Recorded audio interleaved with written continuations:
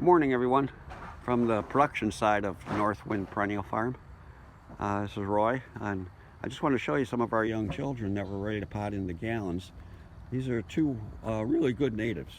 They perform well. They're exciting to plant in amongst in the garden, and I'm not sure if they're used that much. In fact, I don't think this one is used hardly at all.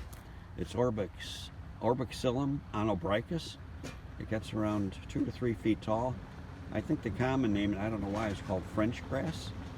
It's native to Illinois, or I think central Illinois. I'm not sure if it's in northern Illinois.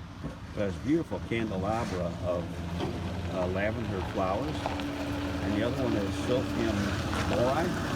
Silphium mohrii has beautiful foliage. It gets around 36 inches tall with butter yellow flowers. And it appears to be observant of you as you walk through the garden. The flowers seem to point in different directions, as if it's watching you walk through the garden. It has beautiful foliage, and it doesn't seed as freely as the other Silphiums, especially perfoliatum. Silphium perfoliatum is a very opportunistic Silphium, so you have to keep your eye on that one, and laciniatum too. So anyway, take a look and see what Orbexilum onobrychis can contribute to your life, and Silphium mohrii.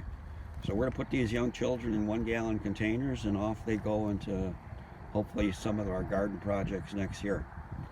I'll show you some interaction in the gardens, some combinations in upcoming YouTube. But take a look at them. They're very good plants. See you later.